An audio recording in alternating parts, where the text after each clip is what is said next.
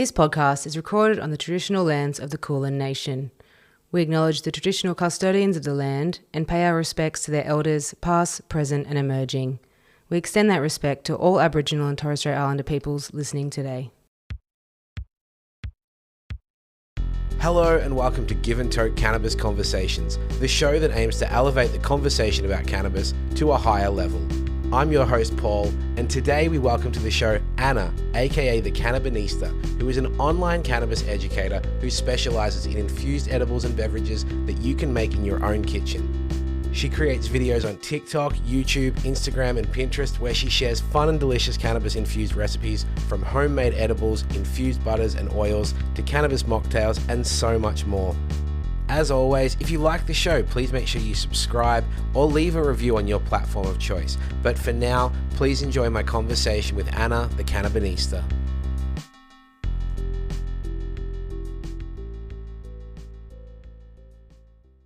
Now, a few years ago when we both kind of started on this Instagram thing, one of the best compliments I ever got, someone was looking for your page and they DM'd me and they were like, there's this woman and you're like the West Coast version of her.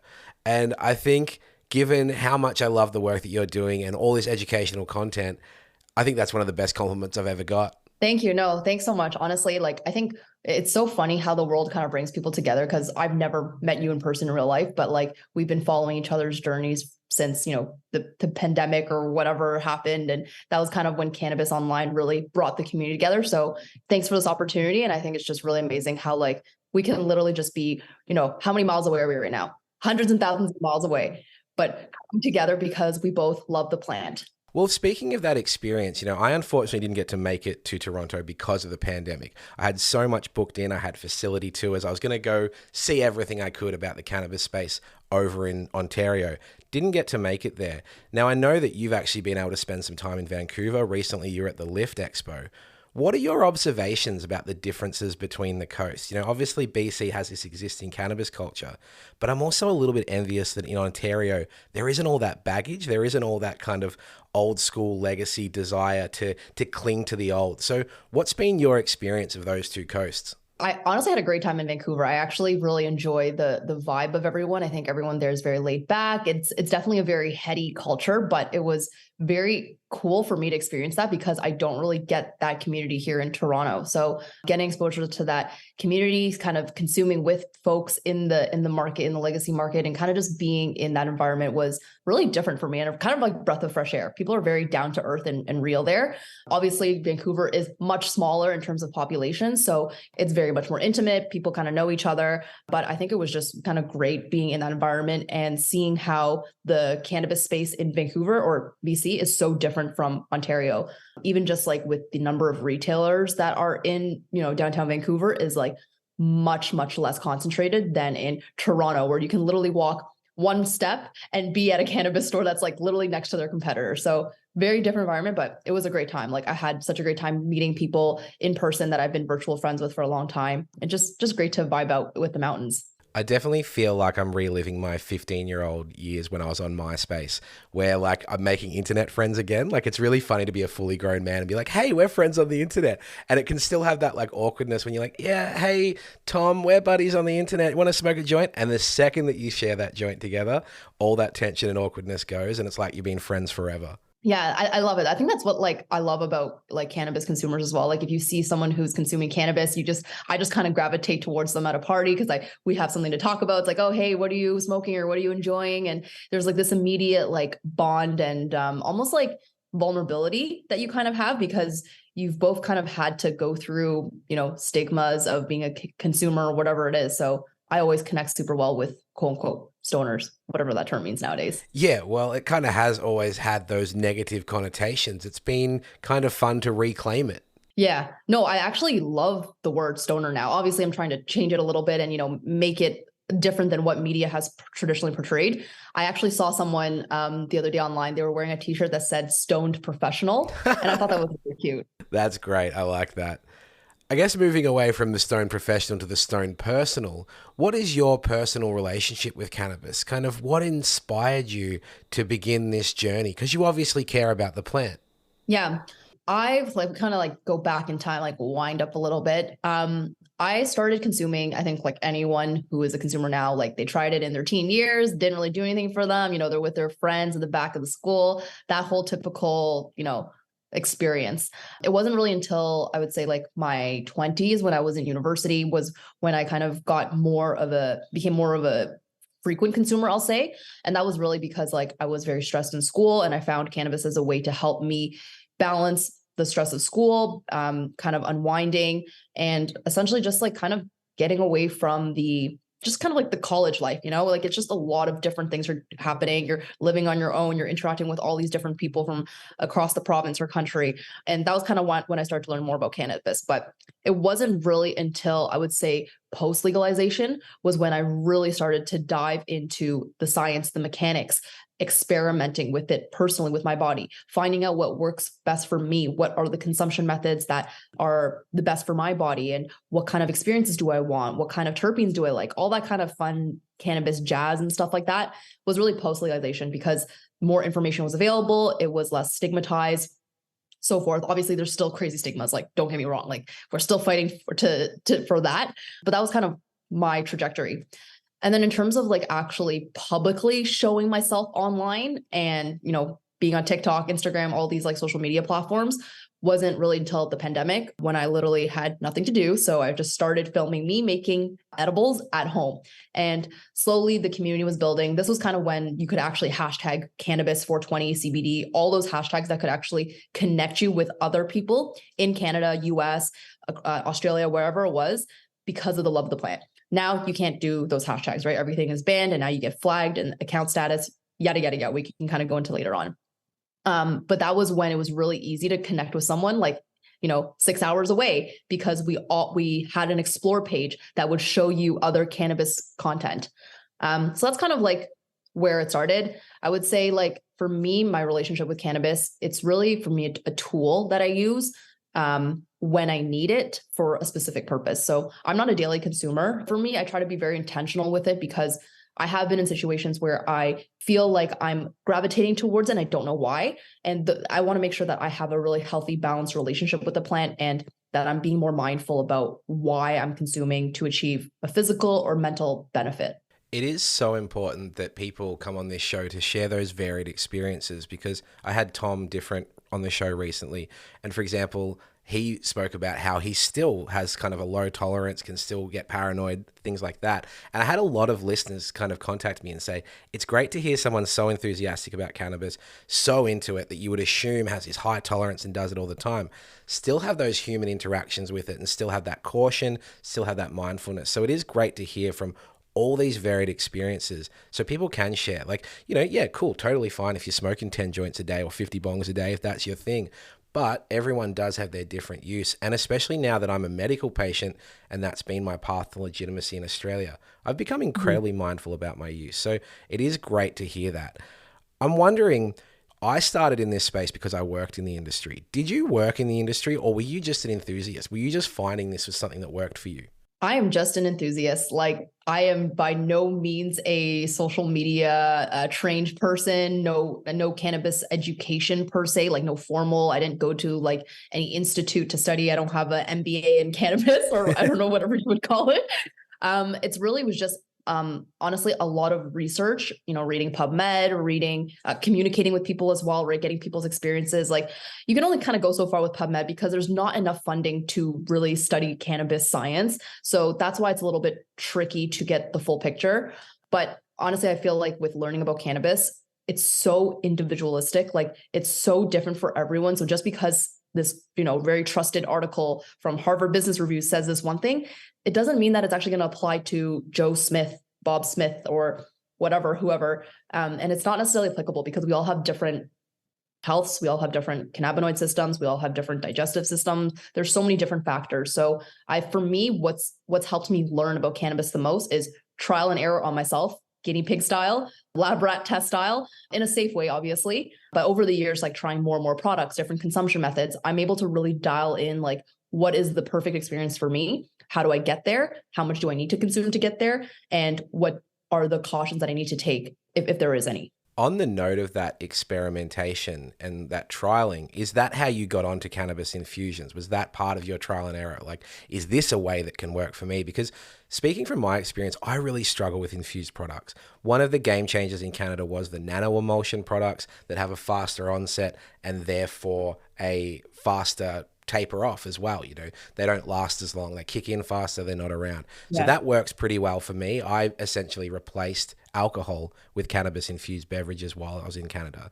But how did you enter this infusion space? Because I'd say that's kind of your specialty. And like you said, you've done this work yourself. So how did that become the focus? How did that become your interest? I love food. So I think that's kind of the core of what made me very interested in infusions. I love eating. I love cooking recipes. I love trying new foods. So that's kind of, I think, where my love for infusions is coming from, because I just want to eat stuff.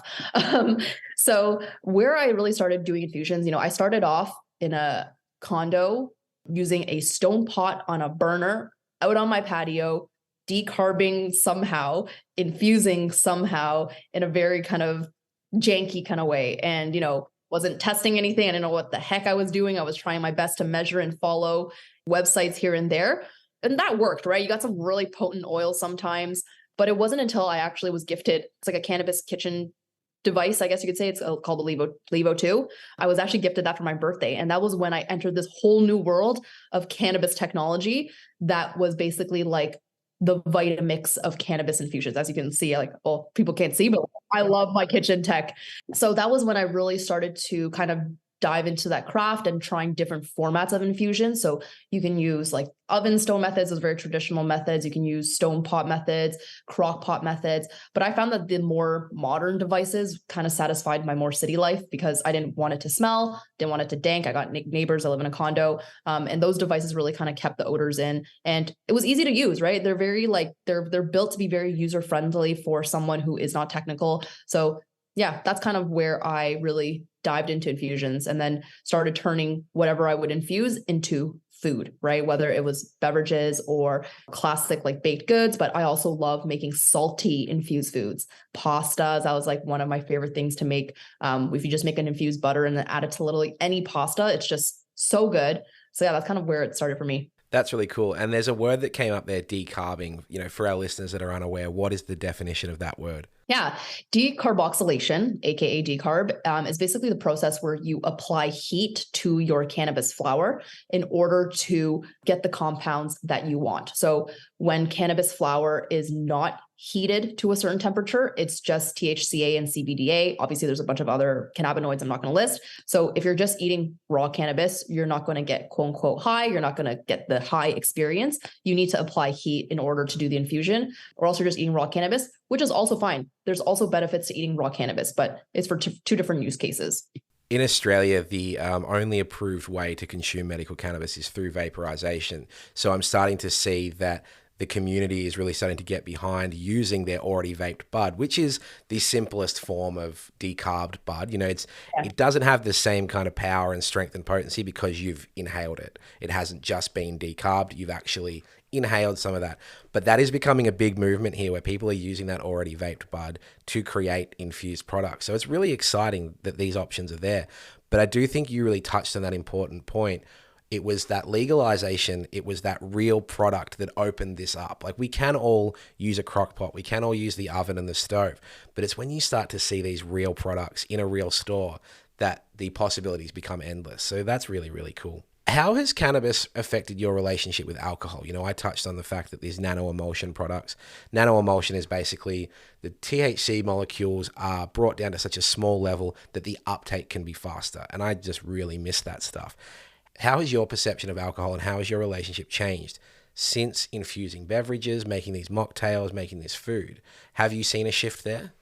So I would say, like, this kind of goes back in the story. Like, I used to have a pretty unhealthy relationship with alcohol. Like, I used to just drink, party, lived for the weekends, wake up hungover, eat a bunch of crap, waste my entire day, and repeat all over again. So after a few years of doing that, I literally had like an epiphany one day. I was like, I can't do this shit anymore. Like, I'm literally aging. I feel bloated all the time. My skin is terrible. I don't feel mentally happy. So I knew that I had to change that in my life. And it was also changing eating habits and a bunch of other things. So it's just like a whole plethora, not just siloing alcohol or anything like that, but that was definitely a driving factor. As one phased out, one came in a sense, more or less. But once I started consuming more cannabis, I really kind of realized that I don't really need alcohol. Cannabis makes me feel great the next day. I can wake up at 6 a.m. and go for a walk and then work out. And I'm not eating McDonald's and junk and putting that into my body because I'm hungover. I actually sometimes feel even better after consuming cannabis, especially after a workout. The next day, I find that if I have a really heavy workout and then I consume cannabis, I get a really, really deep rest, almost as if my muscles are kind of relaxing. And then it helps with a faster post-workout recovery, so I can kind of get back into the gym quicker. So I would say that's kind of why my relationship with alcohol slowly dissipated. I mean, nowadays, there's nothing wrong with alcohol. Alcohol has a purpose as well, right? It's a very cultural thing. It's a very social thing that's very ingrained into our society. I will enjoy a really nice glass of natural wine on a special occasion, right? Though it has some benefits, definitely. Or I'll go to a nice cocktail bar with my friends and have one drink, but it's not something that I seek out or crave. If I go to parties, I actually bring my own infused beverages. So I don't feel super awkward if I'm not drinking alcohol. And it's actually kind of a conversation starter because people are like, oh, what's that? Like, what does it look like? Blah, blah, blah. But you kind of mentioned it earlier.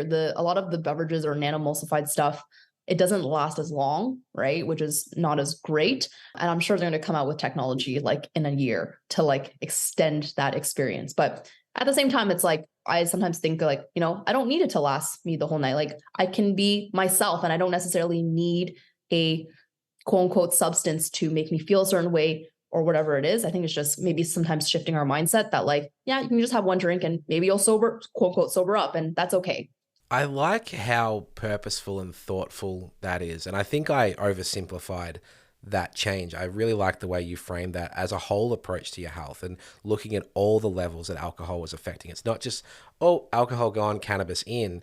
You were really thoughtful and mindful about that. And I think the interesting thing was you mentioned, you're not eating McDonald's. So often the association is that you're a stoner, you're sitting on the couch and eating all the time. But you mentioned working out. Obviously, you spoke about recovery, but can you go into a little bit more detail about how you use cannabis with your workout? Like, do you ever do it before? Do you ever do it during? Or is it just a recovery thing? I have tried using cannabis as a pre-workouts not working out, I guess running. During the pandemic, I developed this passion for running. I hate it now. I don't know why I ran. I don't run far. I absolutely hate it. I hate the metallic taste that you kind of get in your throat when you start losing your breath. But I found that when I consumed cannabis before running, I was able to run longer and not be annoyed by the fact that I was running. So I think maybe it was because I was listening to music, I was jamming out. So I tried that for pre-workout. But nowadays, if I'm just in the gym and I'm lifting weights, I don't really feel I need it. I haven't tried it, to be honest, again, but I definitely use it for post-workout. It's just, I'm a very tense person and I keep it all the weight in my shoulders. So I find that consuming post-workout really helps kind of melt my shoulders down a little bit, if you will. That's really, really cool. I'm wondering, I've seen you review products. I've seen you infuse products with pre-existing dissolvable powders and things like that. Mm-hmm. It does seem to me that you prefer overall to infuse and make your own products from scratch. Why is it that you lean that way rather than buying edibles on the legal recreational market in Canada? The number one thing is ingredients. It's just the product that's available in the recreational market right now are very, in my opinion, full of crap, a lot of sugar, a lot of ingredients that have numbers in it, which kind of makes me confused. Preservatives, a lot of ingredients that I've noticed that if you search them on FDA approval lists or things like that, it just seems very sketch, right? And I mean, don't get me wrong, there's chemicals and stuff like that in almost everything you eat. Even if you eat organic produce nowadays, it's cross-contaminated. So I know I'm kind of being a little nitpicky about it, but if I can make a choice, I would rather make my own because I have the ability to, I have the time to make it, which is also a privilege, I would say. But just because I'd rather kind of know what I'm putting in my body. I also have some sensitivities, I'm kind of lactose. I break out when I eat a lot of fake sugar. So I like to kind of keep it within my control, and it tastes better and it's fun too. So I get that enjoyment out of making my own stuff. But don't get me wrong, I'll still buy an infused, a cannabis infused sparkling water. I can't really make that at home. I mean, you can just put dissolvable powder into a Perrier or a San Pellegrino, but things like that, if you just need a quick pickup, I'll definitely go pick it up. Or if it's I want to try a new product that's kind of cool, I'll try it once in a while. You're an incredibly mindful user. And I think that's obviously not a criticism of the industry when you say, there's these weird ingredients and numbers. It's just the case. It's like doing meat-free Monday. Like, I could be a full vegan, I can't do everything, but hey, I'm still just choosing this one area to be a little bit more mindful and to make that choice. And I think that's a really important thing, because you didn't even mention the milligram limit. I think so many people get hamstrung by the fact that the edibles in Canada have this 10 milligram THC level, which for a lot of users isn't enough. I'd say it really benefits the people tiptoeing into the market and those first time users. It's a great amount. I recommend kind of 2.5 milligrams to a first time user. So that works really well. I like that for you, it's not about that. It is just about a personal choice about being mindful. Yeah, I feel like with like dosage and like preference, it's really individual, right? Like someone, like I have friends that can consume 1 milligram and be on the couch and they're like, I'm good, like this is enough. Or you have someone that's like, I need 20 bags of this. This is not enough. I'm so frustrated with the regulations, yada, yada, yada. So again, it's like, I feel like cannabis is just there's no one size fits all. And I think this applies to a lot of topics outside of cannabis as well, right? It's just doing what works best for yourself, and like, who cares what other people think? Let's pivot a little bit and talk about social media, because this is something that I think you've done a really great job of reaching an audience on multiple platforms. But I know it's also been a real struggle for you to be, front and center as you get shadow banned and things like that. I believe you actually even had a full deletion on Instagram. Is that right? That is right. You mentioned those early days where I hadn't clicked on this point, but it was easier for us to connect because those hashtags worked. You could look up hashtag Canadian Cannabis, see all this new content, connect with all these people. And I hadn't kind of done the math on the fact that that's been so restricting over the last couple of years. So what were the early stages of the Cannabinista? How did you enter the space? Yeah, it really started with like short form videos, which I still think is very popular now, right? Because that was the whole TikTok era. The Instagram Reels was just kind of coming out. Like it was very fast, quick, easy engagement. So that's really what I started with, because it was also just easy for me to film with my phone. And I would just make recipes based on what I was making. And that was kind of it. And then kind of how that evolved was, I got a little bit more strategic, and I started to build out YouTube videos as well, because YouTube is a little bit more liberal with that. And it also kind of helps with your SEO and your website. So it's kind of like a full ecosystem. I also went on over to Twitter to kind of expand my reach, Pinterest as well, which is great for Canna moms. There's a huge Canna mom community on Pinterest. And then recently I've also launched a Discord community because I needed a space where I could like actually say the word weed and 420 and show photos of big fat nugs to my community. Whereas you really cannot do that on Instagram and TikTok, which are probably the most strict, but double-edged sword. They're like the best for engagement and getting your content across, right? Like you can literally have a video with like 20 million views and like, the next day you're deleted or whatever it is. So yeah. That's a true story. Yeah, no, I tried to enter the TikTok space, and the first 4 videos I put up all got banned, and so I've never gone back. So it's really, really difficult. Obviously, those challenges are there with those different platforms and all their restrictive rules. And it's a little bit hypocritical because I know, for example, in Australia, we're seeing this huge boom in online gambling and just constant barrage of advertisements and all these opportunities, free money to bet and things like that. Yet the exact same place, the cannabis space, is such a taboo still, even a medicinal cannabis space. So it's really frustrating to deal with those challenges. But what have been the successes for you on social media? Like obviously you've built your community, you've been able to do this education. What are the positives of operating in this space? I would say the positive is being able to like talk to multiple people at once and kind of like, I would have never I have like newsletter subscribers from India, from Africa. Like how would I have ever met these people in real life, right? And then, I get to help them. They ask me questions about, oh, how should I do this? How should I infuse? What do you think about butters versus oils or whatever it is? But it just allows me to like break down literally physical borders and, reduce hundreds and thousands of kilometers to like milliseconds in communication. So, social media is like a blessing in disguise, like great for reach. But again, like you also get a lot of like hate and things too, I will say. So that kind of counterbalances it. You have people who report you or people who are very against cannabis and will, kind of rip you to pieces online. But then you have the people who are also like so supportive of you, who have been supporting Cannabinista like for 3-4 years now. It's a balance of kind of how things work on social media. That hate is really interesting. And as much as I hate to admit it, I remember almost every negative comment I've ever got. And it's a cross for me to bear and something to work through with my psychologist, obviously. But it does really cut deep. You can be connecting with hundreds of people making this important difference. And then some asshole comes in with some hot misogynistic take about women in weed, about you not knowing anything because cannabis should be this. It is a really difficult space to operate in. And I think this is where some of the negative elements of the quote unquote cannabis community come in. I think what we have in common is this love for the plant, the fact that we've dealt with taboos, that we've dealt with kind of restrictions all through our life with this thing we love. But then people will very quickly also jump on all the things you don't know and the things you're doing wrong. So do you have any like rock solid strategies for dealing with that? Or is it just kind of like everything in life where you just have to grin and bear it? I think in the beginning, especially when like some of my TikToks were blowing up and I was getting like hundreds and thousands of messages and whatever a day, it really affected me mentally because I would literally just believe what these people were saying about me, which logically made no sense. Like, why do I care what this random person in Iowa is saying about me? They've never met me. And honestly, like it just took time. Over time, I just didn't give a shit. Like, and I turned off my notifications.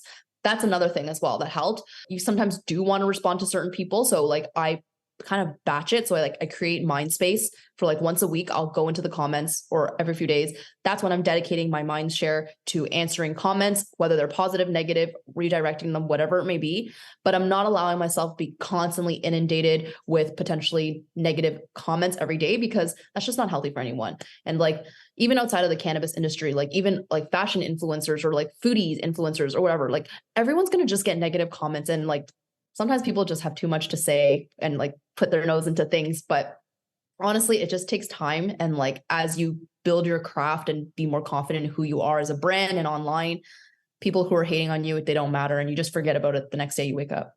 What I really love about your content, and I've been scathing of the opposite of this in the past, and I love that you have the plant front and center. Your passion for education is front and center. I think there are a lot of people who operate, and you see it online a lot, and they're the people with the biggest followings, but it's those people that are putting themselves front and center. Like cannabis is almost an accessory for them to promote themselves. So what I really love is that you found this great balance to educate people, still be a face that people can recognize, but the plant is front and center.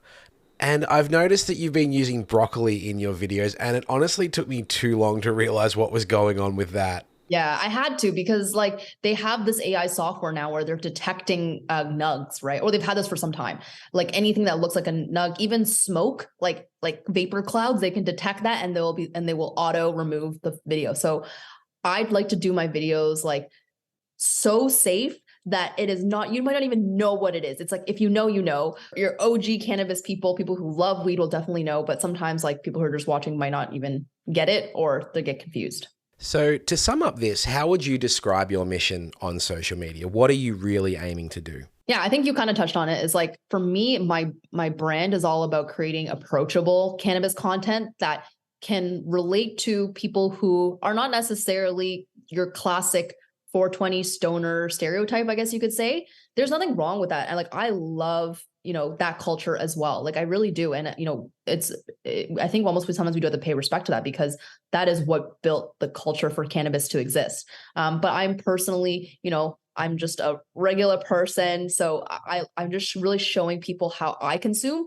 as someone who is not necessarily not a bong user. I'm not really a joint smoker that much, or I don't smoke during the daytime. There's a lot of different things that people just automatically associate with cannabis consumers. And I think I kind of defy those stereotypes, even things like culturally and like as a woman, right? Like you don't really see a lot of Asian people up front talking about cannabis, right? Like it's very, very shunned in our culture. So even just having that as like a way to kind of show people like, oh, wow, like cannabis consumers can look like this small little Asian girl who is just cooking in her kitchen and loves weed. An example I'll give you is like someone messaged me a couple of weeks ago and they were telling me how they showed my page to their grandmother. And that was what they used to convince their grandmother that weed is actually not quote unquote bad.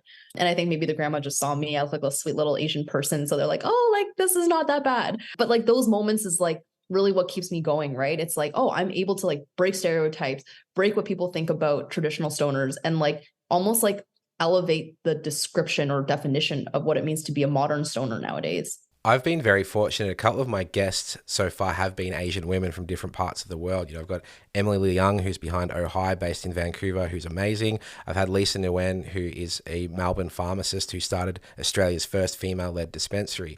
And it's a common thread where, in addition to this social stigma, there's also the cultural stigma as well. Yeah. So it's really great that you're able to break down those barriers. But have you had those experiences within your own family and within your own cultural community that you've had to break through? Oh yeah, for sure. Like, I think this is, it's always ongoing conversations, right? Like there's always going to be, especially like parents and stuff like that. They're so set in their ways sometimes. And sometimes I'm just like, you know what? I don't want to argue with you anymore. Like, you're already at this certain age. I'll just let you live your life the way, and there's no point, right? I just want to enjoy my time with them and not have debates constantly about the plant. So sometimes it's just taking L's here and there and knowing that deep down, I'm consuming for a certain reason. This is how I choose to live my life. And that's okay. Not everyone may agree with it, even if they're people that are very close to you. Sometimes that hurts the most. My mum, for example, is a nurse, managed a health food store for 25 years, would make me take all sorts of vitamins and supplements. And as soon as I started exploring cannabis, she was just constantly concerned and fearful. It was the law breaking element. It was the stereotypes. It was if I went and visited her in my hometown, the neighbors are going to smell it and things like that. I'm like, I'm a 33-year-old dude. It's 11 o'clock at night. I think we're good. But you're still constantly fighting that, yet thankfully, the barrier is finally broken, and my mum is now on medical cannabis for the last 2 months. She called me 2 days ago, and she's sleeping for the first time in like 20 years. And it's just incredible, and it's a real hard thing to do. Like, I've had such passionate conversations where I've ended up almost in tears because I'm like, this means so much to me. Why are you so against it?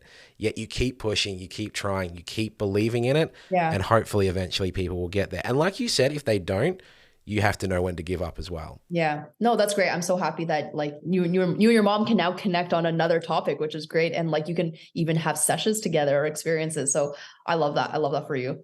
I want to circle back around to how our listeners can cook with cannabis. But before we do that, I'm wondering if you're interested in playing a quick game. Let's do it. Best thing about legal cannabis? Easy to access and helps to reduce stigmas because more people are seeing weed on the streets now. Do you prefer to infuse oil or butter? Oil because I am lactose, but I do love infused butter for cookies. Favorite cannabis product right now? Ooh, this is a good one.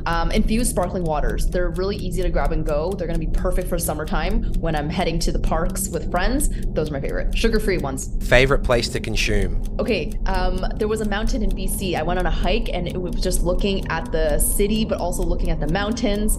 I can't remember what the mountain was, but it was nice. What's worse, dropping a full grinder of weed on the ground or not having a lighter? Dropping the full weed on the ground because someone always has a lighter. At lucky last, describe your perfect 420. Okay, waking up, making an infused breakfast, either an infused French toast with maple syrup, like an infused maple syrup, or a very salty breakfast with like infused bacon and eggs or something like that, maybe like a slab of infused butter on toast, and then just going to the park, hang out with friends, and enjoy more weed. Well, this conversation has already made me hungry, and I fear that it might continue to as we progress. Let's talk a little bit about how my listeners could cook with cannabis. How would you get started? What's the kind of 101? Like, you've got some amazing products that you've got access to. Let's say there's no products in someone's home except for the basic kitchen. How would they go about that? Okay. It will definitely, first, you got to be okay with a little bit of smell in your house. So just have windows open, candles, diffusers ready, and I hope you have a good hood fan. So I do have a blog on my website, which actually breaks down the 6 simple steps to making the best cannabis infusions. It actually breaks down different types of tools. So let's like you said, if you don't have the fancy, expensive, techie stuff and you just got a crock pot or a stove or whatever it is, you'll link it in the show notes so you can read all about there. But there's kind of like a couple things that you need to prepare before going into making your infusions. I think first is actually like, what flower do you want to use? Like, what kind of weed do you have at home, or do you want to go out and get some? Is it THC? Is it CBD? Or is it a combination of both? There's so many different factors. So I think just choosing the right flower to begin with is going to be important. And that could vary on like whether you want a really potent oil or butter, or whatever it is, or a lower dose. The next step I would do is choosing what you actually want to infuse. Like, do you want to make an olive oil? Do you want to make a coconut oil? Or do you want to make a butter? Generally, I think like butters are like the easiest, right? Because you can use it for salty and sweet, but I actually like olive oil. I use olive oil for almost everything, even for baking goods. So that might be one to consider. And then the third part is like before I even start infusing, I actually do some math. So you actually have to sit down and use some online calculators to almost like backwards math how much potency you're going to get in your final product. So there's a lot of great online calculators. They all kind of use the same logic, but you just kind of plug in how much flour you have, what temperature you're going to decarb it at, how many milliliters or ounces of the oil or butter, whatever you're infusing, and it's going to spit out how many milligrams of THC or CBD are going to be in a certain teaspoon, tablespoon, whatever it is. So you want to do that because that's going to really determine like the final output and how you plan to use your infusion. And then when you kind of get into the next step is really like doing the work. So we talked about decarboxylation earlier. So that's making sure you're applying heat to the cannabis flower. If you don't have fancy tech, the classic put the weed on a baking tray and put it into the oven, right? That's all you need to do. Temperatures vary depending on how every oven is also different. So usually I do like 240 to like 270 degrees Fahrenheit for 30 to 40 minutes until it's nice and like a roasted brown color. If you get it too hot, it's actually going to diminish some of the cannabinoids and that might turn into CBN. So just want to be careful about that. And then you start infusing. So if you don't got fancy tech, what would you do? Literally a pot and just put butter and oil and cover the lid and let it slowly infuse on low heat for probably 1 to 2 hours, I would say. It's going to dank, but you got to have those open. And then the next part is really just like storing your infusion, right? Like how are you going to keep this fresh so that you can use it for a long time? Butter, obviously, it's going to go bad within like 2 months, I want to say at least. Oils you can store in a cupboard that's dark, just with a nice mason jar, lock it tight. And then last but not least is just like using the infusion. So depending on how many milligrams are in each serving, you can use it for baking. You can use it to, I mentioned this earlier, pasta.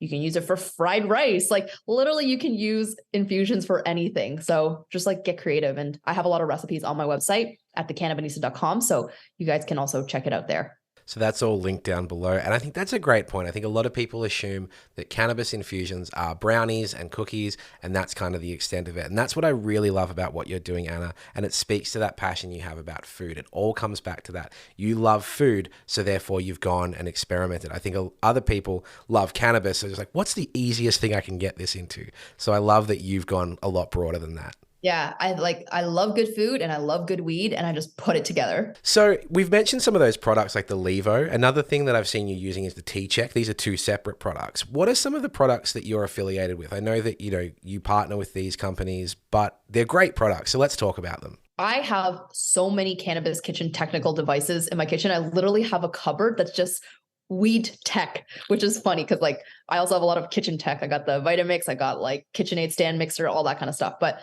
more or less, like I use a couple different products. So Levo, we mentioned, T-Check, which is a cannabis potency tester device.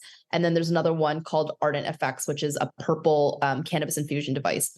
So these devices, essentially, you can decarb and infuse all in the device. And the main benefit of it is that it really keeps the odors inside. It's very dialed in terms of temperature. It's kind of like set it and forget it kind of style. So it's really great for if you need to like go run errands or whatever. And some of them are Wi-Fi enabled too. So you can do everything on your mobile app. So super crazy stuff.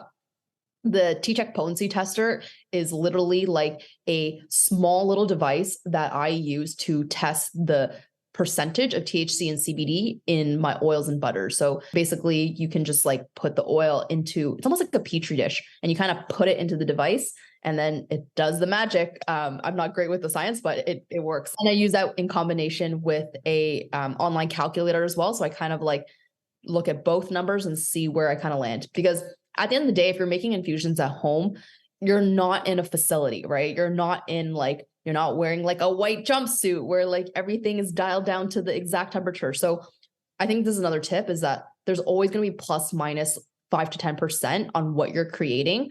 So just giving yourself that buffer and like making home infusions, the downside to it is that it's not going to be 100% accurate. So actually we should caveat that, because that's the benefit of recreational edibles, even though they're kind of sometimes full of crap. They're dosed accurately, right? They're tested by Health Canada. They have millions of dollars of equipment to do that stuff. So I would say just be mindful that like it may not always be the exact experience or exact dosage. And that's the thing I want my Australian listeners to hear. And that's why I want them to beg for a regulated market, because it's when you have access to those precision dose things that you can actually safely experiment. You know, it's not that experimenting at home is unsafe, but you raise that really good point. There's inconsistencies to home consumption and to home infusion. So that's why we do need a regulated market. We're having a big conversation in Australia about decriminalization versus legalization/regulation. Decriminalization really benefits those people who are already in it, who can grow the weed at home, who are willing to cook it. But most people want to be able to go into a store and buy those products. So I'm really hopeful that we get to that stage one day where here in Australia, we can buy those dissolvable powders, those nano emulsion soda waters that you're talking about. God damn, I miss it. Yeah. Once you guys legalize, I will definitely fly over there, because I've been meaning to do a Australia, New Zealand trip, but I don't know. I like going to places where weed's legal. We're very hopeful that here in Victoria, my home state, that we'll be the first ones to do it. We were the first ones to do medical. We have a more progressive leaning government. I'm not going to call them progressive because they're not, but they lean that way. We will likely be the first to do it. So I'll let you know as soon as we're there, and you'll have a friend in Melbourne right here. Oh, exciting. I'm hoping for you guys. So as we head to the end of the show, the final segment is called Polls of Wisdom. And this is where you share a dinner party fact that is like a snappy thing that the average person needs to know about cannabis. So Anna, what is your poll of wisdom? Start low and go slow when it comes to consuming edibles, beverages, ingestibles, anything that you put in your mouth that has weed in it. I would say that you have to be comfortable with going through trial and error as well, right? Like safe consumption is super important, which is why I always suggest to new users, like try only a few milligrams at a time, wait an hour or two before upping the dose. But it's also important to remind new users that it's important for them to also be open-minded, that like their first few times may not be a great experience. And it may actually take a couple tries for them to figure out what works best for them. I find a lot of people have like one bad experience because they had an edible that was like not dosed properly, because whether it was in the legacy market or they didn't know what the dose was. And then they get so turned off by cannabis in general or edibles and they never touch it again. But it's almost like you just try one thing and then you don't give it a second chance. I would say that's probably something that I would suggest to people, to be open-minded, give it another chance, be with a friend that is more experienced. Ask me questions as well. I can help guide you as well as how to create the best experience when it comes to edibles. A lot of different factors can also affect your experience, right? It's not just the dosage, but it's also how you're consuming, your mood and your mindset during the day. It can actually greatly affect how high or not high you're going to be, or even how much food you had in your stomach. For me personally, I actually eat all my edibles on an empty stomach because my digestive system is very slow. So I like to just do it when there's no food. And I find that the absorption is quicker. I feel more of the true effects. So that's my few words of wisdom. Anna, you are such an amazing example of the best of the cannabis community, the best of the content creating community, and I'm so appreciative to have you on today. Now, everything that we've spoken about, all your links will be in the show notes, but if anyone's driving right now or just a little bit too lazy to scroll down, where can our listeners find you online? Yes, you can find me on literally every social media platform. Instagram, Cannabinista.co, because my original name is now deleted. On TikTok, I'm at Cannabinista. YouTube, type in Cannabinista. Pinterest, Cannabinista.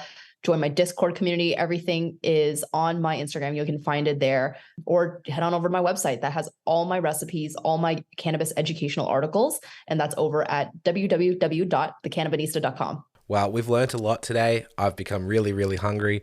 Anna, the Cannabinista, thanks so much for joining us. Thank you so much, Paul. It was really nice chatting. Give and Toke Cannabis Conversations is written and produced by me, Paul. Music written and produced by Big Mike. Follow us on Instagram at Give and Toke, or get in touch by emailing giveandtoke@gmail.com. You'll also find us on both Twitter and Facebook. All opinions expressed by program guests are solely their current opinions and do not necessarily reflect the position of Give and Toke. Content discussed in this show does not constitute medical advice. Cannabis is not legal everywhere, so please be aware of local laws.